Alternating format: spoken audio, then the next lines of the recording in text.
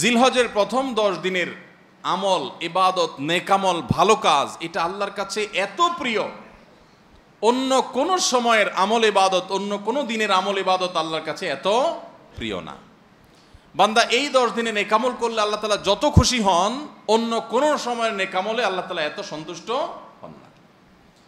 জিজ্ঞাসা করা হলো, কিলা ওয়ালাল জিহাদ ইয়া রাসূলুল্লাহ, সাহাবীরা প্রশ্ন করলেন, হে আল্লাহর রাসূল, অন্য সময় আল্লাহর রাহে যদি কেউ জিহাদে যায়, অন্য সময় যদি জিহাদে রত হয়, তাহলে সেই আমলটার মর্যাদাও কি এই দশকের সাধারণ নেকামলের চাইতে উত্তম না? ওটা তো জিহাদ, জীবন বাজি রাখা। এই সময়ের সাধারণ নেকামলের চাইতে অন্য সময়ের জিহাদটাও কি উত্তম না? নবী সাল্লাল্লাহু আলাইহি ওয়াসাল্লাম বলেছেন, ওয়ালাল জিহাদু ফি সাবিলিল্লাহ, অন্য সময়ের জিহাদও এই সময়ের সাধারণ নেকামলের চাইতে উত্তম না, ইল্লা, তবে অন্য সময়ের জিহাদ যদি কেউ এই পর্যায়ে করে যে তিনি তার জান মাল সব কিছু নিয়ে জিহাদে গেছেন, কিন্তু কিছু নিয়েই ফিরে আসতে পারেন না, সব আল্লাহর রাহে কোরবানি করে দিয়েছেন, এই লোকের কথা ভিন্ন, তার মর্যাদা সব কিছুর উপরে। তাহলে এই দশকের নেকামল, এই দশকের ইবাদত বন্দেগীর মর্যাদা এত বেশি ভাইরা আমার, যে আল্লাহ রাব্বুল আলামিনের কাছে বছরের অন্য কোনো সময়ের কোনো আমল, এমনকি জিহাদও, সাধারণ জিহাদও এই দশকের নেকামলের চাইতে বেশি প্রিয় না। এই হাদিস থেকে, বুখারীর এই হাদিস থেকে আমরা কি বুঝলাম? যে এই দশক আল্লাহ সুবহানাহু ওয়া তাআলার কাছে ইবাদতের দশক, নেকামলের দশক, মর্যাদার দশক, ফজিলতের দশক। আল্লাহ রাব্বুল আলামিন এই দশকের কদর করার তৌফিক আমাদের সবাইকে দান করুন। ভাইরা আমার, বিশ্ববিখ্যাত হাদিসবেত্তা হাফেজ ইবনে হাজার আসকালানী রাহমাতুল্লাহি আলাইহি জিলহজের প্রথম দশক সম্পর্কে বলেছেন, জিলহজের প্রথম দশকের এত মর্যাদা কেন বেশি ভাই? কারণ সমস্ত ইবাদাতের সমাহার এই দশকের মধ্যে আছে। ইসলামের যে মৌলিক ইবাদতগুলো আছে, প্রায় সব মেইন সব ইবাদতগুলোর সমাহার এই দশকে আপনি খুঁজে পাবেন, এমনকি রমজানেও পাবেন না সব, এই দশকে সবগুলোর সমাহার পাবেন। কিভাবে? এই দশকে আমরা দেখি যে প্রথমত ঈমান তো 12 মাসের আমল, অন্য সময়ও আছে, এই সময়ও আছে। 5 ওয়াক্ত নামাজ 12 মাসের আমল, অন্য সময়ও পড়তে হয়, এই দশকেও পড়তে হয়। রোজা রমজান মাসে আছে, এই দশকেও রোজা আছে, প্রথম 9 দিনই রোজার কথা হাদিসে আছে, আবার বিশেষভাবে আরাফাতের দিনে রোজার কথা আছে। তাহলে ইসলামের তৃতীয় রোকন রোজা, রোজা অবশ্য হজ হলো জাকাত হলো তৃতীয় রোকন। জাকাত অন্য সময় দেওয়া যায়, এই সময়ও দেওয়া যায়, তাহলে জাকাত আদায়যোগ্য সময় এটা। আবার রোজারও আমল এই দশকের মধ্যে আছে। আর হজ তো হয়ই এই দশকে, হজের মূল কাজই হলো এই দশকে, ফরজ কাজগুলো সব এই দশকেই হয়ে যায়। তাহলে এই দশকে ঈমান আছে, নামাজ আছে, জাকাত আছে, রোজা আছে, হজ আছে, আবার কোরবানি আছে, আবার জিকিরের জন্য আলাদা নির্দেশ আছে, এই দিনগুলোতে বিশেষভাবে আল্লাহর জিকির করো। আছে না নাই ভাই? তাহলে আমরা কি বুঝলাম? এই দশকে সমস্ত ইবাদতের কি আছে? সমাহার আছে, সমস্ত ইবাদতের নজির আছে। এই জন্য এই দশকের মর্যাদা অনেক বেশি। আল্লাহ রাব্বুল আলামিন এই দশকের মর্যাদা এবং কদর আমাদের সবাইকে করার তৌফিক নসিব করুন। ভাইরা আমার, এই দশকের মর্যাদা নিয়ে আমরা কথা বাড়াতে চাই না, এবার আমরা করণীয়তে চলে যাই। কি করব আমরা কোরআন এবং হাদিসের আলোকে 11টি আমলের কথা বলতে পারি। এই 11টি আমল এই দশকের জন্য খাস, স্পেশাল। নাম্বার 1 নম্বর এই দশকের আমল হলো বেশি বেশি আল্লাহর জিকির করা। কি করা? বেশি বেশি আল্লাহর জিকির করা। কারণ কোরআনে কারিমের সূরা তাওবাতে আল্লাহ রাব্বুল আলামিন এই দশককে ইঙ্গিত করে বলেছেন যে তোমরা আল্লাহ তাআলার জিকির করো ফি আইয়ামিম মাদুদাত, নির্দিষ্ট দিনসমূহে, নির্ধারিত দিনগুলোতে তোমরা আল্লাহর জিকিরে মাশগুল থাকো। এখানে আল্লাহর জিকির যে নির্দিষ্ট দিনগুলোতে রাখার কথা বলা হয়েছে, সেই আয়াতের ব্যাখ্যা আবারও তাফসীর ইবনে কাসিরে এবং ইবনে আব্বাস রাদিয়াল্লাহু তাআলা সহ আরও অন্যান্য মুফাসসিরদের থেকে বর্ণিত হয়েছে যে নির্দিষ্ট দিন বলতে জিলহজের প্রথম 10 দিনকে আল্লাহ তাআলা মিন করেছেন। এই 10 দিনই তোমরা আল্লাহর জিকিরে বেশি বেশি করে আল্লাহ তাআলার জিকির করো।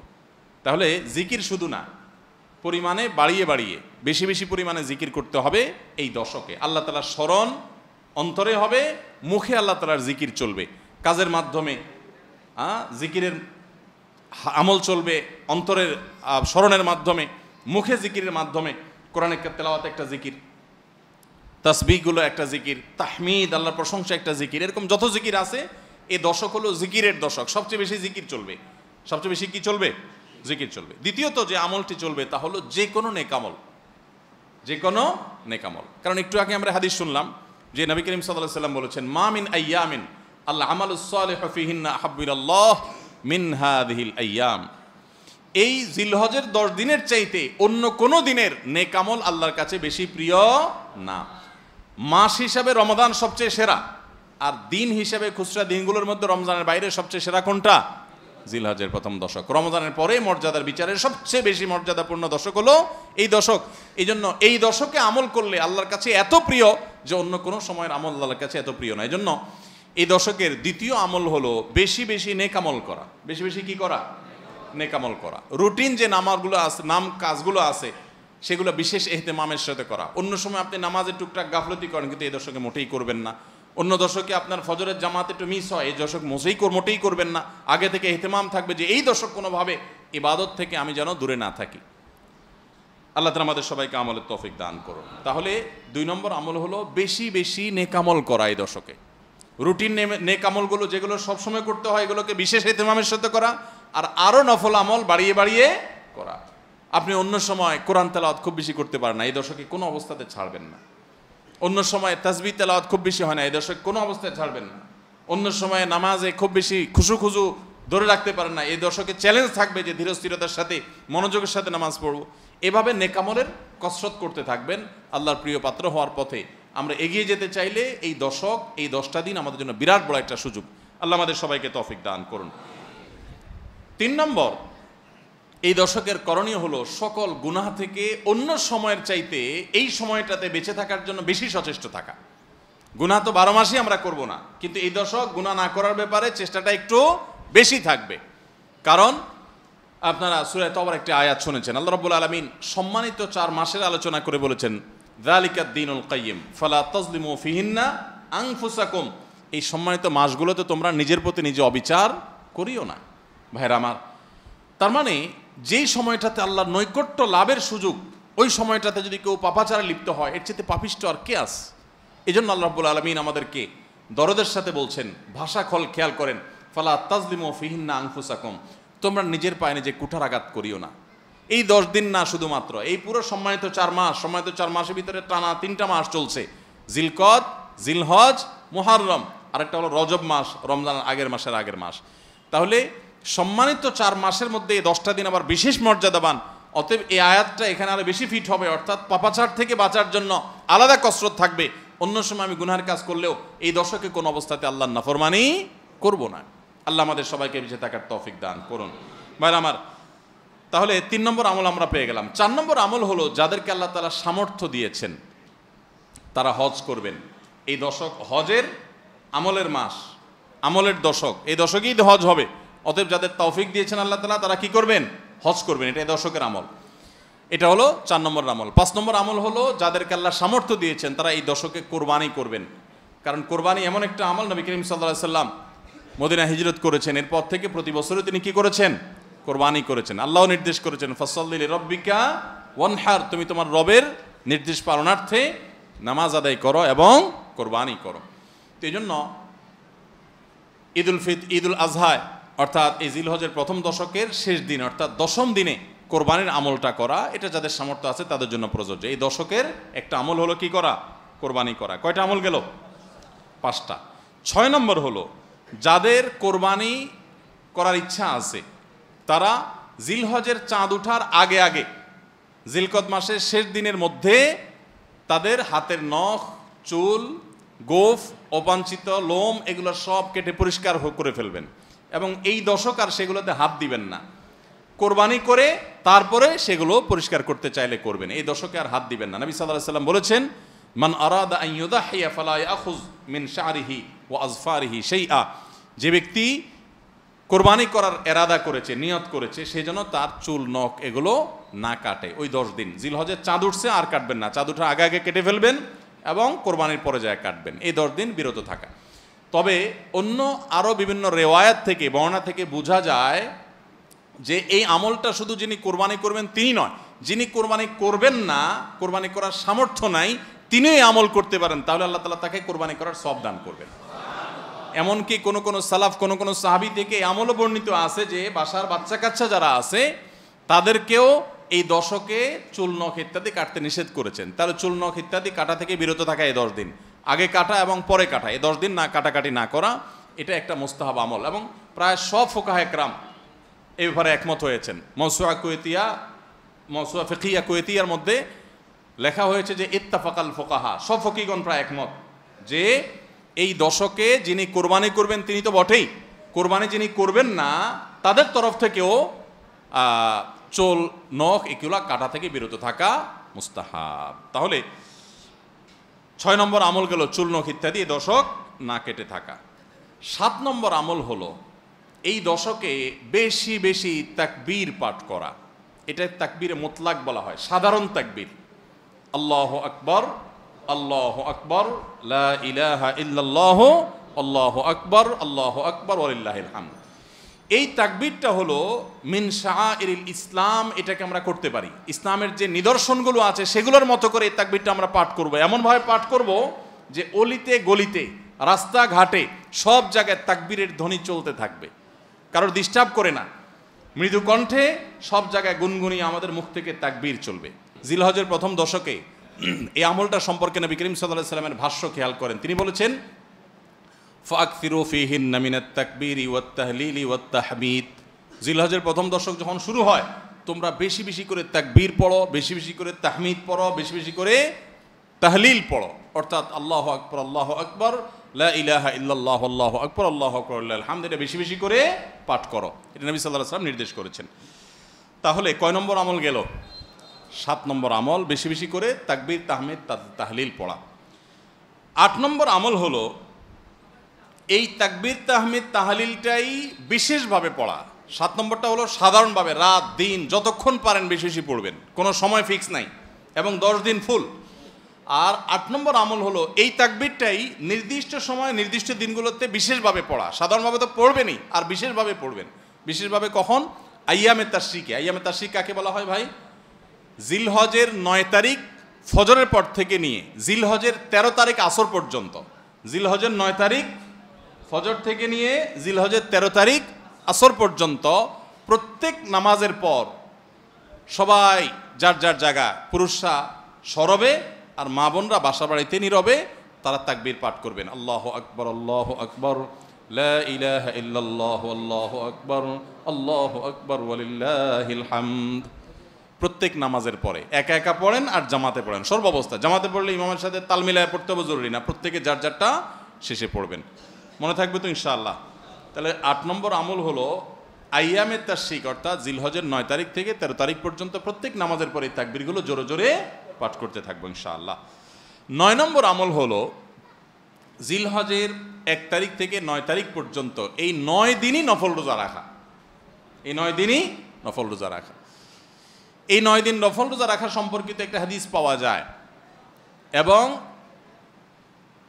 এই 9 দিনের নফল আমল সম্পর্কে মওসুআ ফিকহিয়া কুয়েতিয়া, কুয়েত থেকে প্রকাশিত ফিকহ বিশ্বকোষ, সেখানে বর্তমান সময়ের সবচাইতে অথেন্টিক ফতোয়ার কিতাবগুলোর মধ্যে থেকে, প্রসিদ্ধ কিতাবগুলো থেকে একটা, ফতোয়ার কিতাবগুলো থেকে মওসুআ ফিকহিয়া কুয়েতিয়া, সেখানে লেখা হয়েছে যে ইত্তাফাকাল ফুকাহা, সমস্ত ফকিগণ এই ব্যাপারে একমত যে জিলহজের 1 তারিখ থেকে 9 তারিখ পর্যন্ত এই 9 দিনই রোজা রাখা মুস্তাহাব। এই 9 দিন রোজা রাখা মুস্তাহাব। বিভিন্ন বর্ণায়ও এটি প্রমাণিত হয়, যদি সে বর্ণাগুলো কোনো কোনো সনদ দিয়ে মুহাদ্দিসরা কেউ আপত্তি তুলেছেন, কিন্তু ফুকাহে কেরাম এ ব্যাপারে রেকমেন্ড করেছেন যে এই 9 দিন রোজা রাখা মুস্তাহাব। যেহেতু জিলহজের প্রথম 10 দিনের পুরো 10 দিনই ইবাদত আল্লাহর কাছে প্রিয়, অতএব নফল আমল, রোজাও একটা নফল আমল, সেই হিসাবে রোজাটা অটোমেটিকও চলে আসে। এজন্য 9 নম্বর আমল হলো জিলহজের 1 থেকে 9 তারিখ পর্যন্ত এই দিনগুলো কি করা? রোজা রাখা। 10 নম্বর আমল হলো স্পেশালি বিশেষভাবে আরাফার দিনে, অর্থাৎ জিলহজের 9 তারিখে রোজা রাখা। জিলহজের 9 তারিখে কি করা? রোজা রাখা। প্রথম 9 দিন সাধারণ, আর বিশেষভাবে 9 তারিখের গুরুত্ব আরো বেশি, কারণ নবী করিম সাল্লাল্লাহু আলাইহি ওয়াসাল্লাম বলেছেন সিয়ামু ইয়াউমি আরাফা আহতাসিবু আলাল্লাহি আন ইউকাফিরা সানাতাল্লাতী ক্বাবলাহা ওয়াল্লাতী বাদাহা। আরাফাত দিনের রোজা, অর্থাৎ জিলহজের 9 তারিখের রোজা, এই রোজার সম্পর্কে আল্লাহর কাছে আমার ধারণা, আল্লাহর প্রতি নবী সাল্লাল্লাহু আলাইহি ওয়াসাল্লাম বলছেন যে আমার ধারণা যে এই রোজার বিনিময়ে আল্লাহ তাআলা 1 বছর পূর্বের আর 1 বছর পরের অর্থাৎ আগামী 1 বছর এবং গত 1 বছরের গুনাহ আল্লাহ তাআলা মাফ করে দিবেন। আমরা এই পর্যন্ত যত ফজিলতের কথা শুনেছি, পিছনে গুনাহ মাফ করে দিবেন, গত 1 বছর গুনাহ মাফ করে দিবেন, সারাদিনে গুনাহ মাফ করে দেওয়া হবে, এরকম বিভিন্ন হাদিস আমরা শুনেছি। কিন্তু এরকম কোনো হাদিস কেউ হয়তো আমরা এই হাদিস ছাড়া আরেকটা হাদিস শুনি নাই যে 1 বছর অগ্রিম গুনাহ মাফ করবেন। যদি আল্লাহ তাআলা কাউকে হায়াত দেন, তিনি 1 বছরের গুনাহ মাফ পেয়ে যাবেন। কোন হাদিস বেত্তাগণ বলেন যে হাদিসের মধ্যে ইশারা পাওয়া যায় যে কেউ যদি আরাফাতের রোজা রাখার তৌফিক পায়, হয়তোবা আগামী 1 বছর হায়াত পাওয়ার তৌফিক হবে তার। যদিও এটা জাস্ট একটা ব্যাখ্যা, এটা এমন না যে হাদিসে বলা হয়েছে আলাদা গ্যারান্টি দিয়ে, এরকম না। অতএব এর ব্যত্যয় ঘটলে করতে পারে। কথা বুঝে আসছে ভাই? তো এই জন্য এই আরাফাত দিনের রোজা এটা আমরা মিস করবো না ইনশাআল্লাহ। তাহলে 10 নম্বর আমল গেল জিলহজের 9 তারিখের রোজা।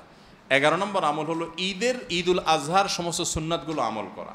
ঈদুল আজহার অনেকগুলো সুন্নাত আছে না, এই সুন্নাগুলো সবগুলো আমল করা। ঈদুল আজহার যে সুন্নাগুলো আমল সাধারণত হয় না, গোসল আমরা করি, সুগন্ধি আমরা ব্যবহার করি, আলহামদুলিল্লাহ, অন্য অনেক সুন্নাত আমরা আমল করি, কিন্তু যে সুন্নাতের আমল সাধারণত হয় না তার ভিতরে একটা হলো ফজরের নামাজ মহল্লার মসজিদে এসে পড়া, ভোর রাতে আগে আগে উঠা। অন্য সময়ের চাইতে ঈদের দিন ফজরে মুসল্লি আরও আমাদের মসজিদে কম থাকে, কারণ চাঁদ রাইতে তামাশা করে বেড়ায়, ফজর নামাজ মিস হয়ে যায়। তো ইমানদার সেটা করতে পারেন না। ঈদের সুন্নাহটা বিশেষভাবে আদায় করার চেষ্টা করা দরকার, অর্থাৎ জামাতের সাথে ফজর নামাজ পড়া দরকার, আগে আগে উঠা দরকার। ঈদের দিনের সুন্নাতগুলোর মধ্যে থেকে একটা। আরেকটা সুন্নাত আমাদের অবহেলিত, আদায় হয় না, সেটা হলো ঈদুল আজহা হোক আর ঈদুল ফিতর হোক, ঈদের নামাজ মাঠে পড়ার চেষ্টা করা দরকার। কোথায়? মাঠে। মাঠ এখন কম, বিশেষ করে শহর এলাকাতে মাঠ একটু কম, কিন্তু যেগুলো আছে সেগুলোও যদি সঠিকভাবে সবগুলোকে ব্যবহার করা হয় তাহলে অনেক জায়গায় সুন্নাহ জিন্দা হয়। আমরা ঈদের নামাজ মসজিদে পড়ি, কেন পড়ি? একটা অজুহাত দেই, মাঠ কম। এই অজুহাত সব ক্ষেত্রে গ্রহণযোগ্য না এবং সঠিক না। অনেক জায়গায় মাঠ থাকা সত্ত্বেও মানুষ মসজিদে নামাজ পড়ে, কারণ সব মহল্লার মানুষ আলাদা আলাদা নিজেরা একটু মাতবরি করতে চায়। আমরা আবার আরেক জায়গায় নামাজ পড়তে যাবো, আমাদের একটা বাঁকাওয়াতি থাকে। এই রোগ মসজিদে ঢুকে গেছে, মসজিদ কমিটির লোকদের মধ্যে রোগ ঢুকে গেছে। তারাই কোরবানি করতে রাজি না, যে আমরা এখানে জমাত করব না, চল আমরা সবাই মিলে বড় একটা মাঠে করি। বড় মাঠে কয়েক মসজিদের মুসল্লিরা একসাথে নামাজ আদায় করার যে সৌন্দর্য আছে, এই সৌন্দর্য মসজিদের মধ্যে ঈদের নামাজ পড়ার মাধ্যমে নাই। এই জন্য ভাইরা, মাঠে ঈদের নামাজ জিন্দা করার চেষ্টা করতে হবে ইনশাআল্লাহ। চেষ্টা করা যাবে না ইনশাআল্লাহ? তাই বলে আবার রাস্তাঘাট আটকায় মানুষের অসুবিধা হয় সেভাবে করে ঈদের নামাজ ব্যবস্থা করেন না। হ্যাঁ, যদি কোনো রাস্তা এরকম হয় যে না, এ রাস্তা বিকল্প বহু রাস্তা ডানে বামে আসে, মহল্লার রাস্তা, কারোর কোনো অসুবিধা হবে না, তাহলে সেখানে হতে পারে শর্ত সাপেক্ষে। কিন্তু সাধারণত রাস্তা নয়, বরং আমাদের নামাজ পড়তে হবে কোথায়? মাঠে। এবং ঈদের নামাজ মসজিদে আদায় করবেন না, মাঠে আদায় করবেন। এই আওয়াজটা সর্বত্র তোলা দরকার। শহর তো বটেই, গ্রামে পর্যন্ত এখন প্রত্যেক মসজিদে ঈদের নামাজ হয়। কেউ কাউকে মানতে রাজি না, আরেক জায়গায় ঈদগাহে নামাজ পড়বো, আমাদের ইজ্জত থাকে নাকি? তো এই লোক ইসলাম বুঝে নাই। ঈদের জামাত হবে অনেক বড় জামাত, সেখানে বহু মসজিদের মুসল্লিরা আসবে, এটার মধ্যেই সৌন্দর্য, পুরো মহল্লার মানুষের সম্মিলন ঘটবে। এই সুন্নাতটা আদায় হয় না। ঈদুল আজহার আরেকটা সুন্নাত অবহেলিত, সেটা হলো ঈদুল আজহায় আমরা জানি যে প্রথম খাবার ঈদুল আজহার কোরবানির গোশত দিয়ে হবে, এটা সুন্নাত। ওমর রাদিয়াল্লাহু তাআলা থেকে একটা রওয়ায়াত বর্ণিত আছে যে আল্লাহ তাআলার উদ্দেশ্যে কোনো কিছু দান করলে এটা নিজে ভোগ করা যায় না। যায়? আপনি আল্লাহকে খুশি করার জন্য আল্লাহর ওয়াস্তে কিছু দিয়ে দিয়েছেন, এটাকে নিজে খাওয়া যায়? আর এটা আপনি গরিবকে দিয়ে দিবেন, মসজিদে দান করলে মসজিদকে দিয়ে দিবেন, আপনি নিজে ভোগ করতে পারবেন না। শুধু কোরবানি এবং আকিকা, এই দুইটা আমল আছে যে এই দুইটা আমল আল্লাহকে খুশি করার জন্য জবাই করার সময় বলছেন বিসমিল্লাহ আল্লাহু আকবার, আল্লাহুম্মা লাক মিনকা ওয়ালাক, আল্লাহ আপনার তরফ থেকে আবার আপনার উদ্দেশ্যেই কোরবানি করলাম, আমার কোনো ধান্দা নাই। অথচ আবার ঠিকই ওইটার গোশতটা আল্লাহ আপনাকে খেতে দিয়েছেন, কারণ এটা আল্লাহর পক্ষ থেকে সাদাকা, আল্লাহর পক্ষ থেকে মেহমানদারি, যে আল্লাহ আপনার থেকে কবুল করেছেন এবং বলেছেন বান্দা আমি বুঝে পাইছি, এবার তোমাকে দিছি, তুমি খাও। তো এই জন্য আল্লাহর মেহমানদারি দিয়ে দিনের প্রথম খাবার গ্রহণ করা, যাতে করে ক্ষুধার্ত থেকে খাবারের প্রতি আগ্রহী হন আপনি এবং আল্লাহর মেহমানদারি দিয়ে প্রথম খাবার খান আপনি, এটা সুন্নাত। এই জন্য ঈদুল আজহার দিন আমরা কোনো কিছু না খেয়ে থাকবো, রাতে খেয়ে যে শোবো, এরপরে আর কোনো কিছু খাবো না, ঈদগাহে আসবো না খেয়ে, কোরবানির পশুর গোশত বানায়া রান্না করে ওইটা দিয়ে প্রথম খাবার খাবো ইনশাআল্লাহ। আল্লাহ তাআলা আমাদের সবাইকে এই সব সুন্নাহগুলো মেনে চলার তৌফিক দান করো। তাহলে 11 নম্বর আমল হলো ঈদুল আজহার সব সুন্নাগুলা পালন করা।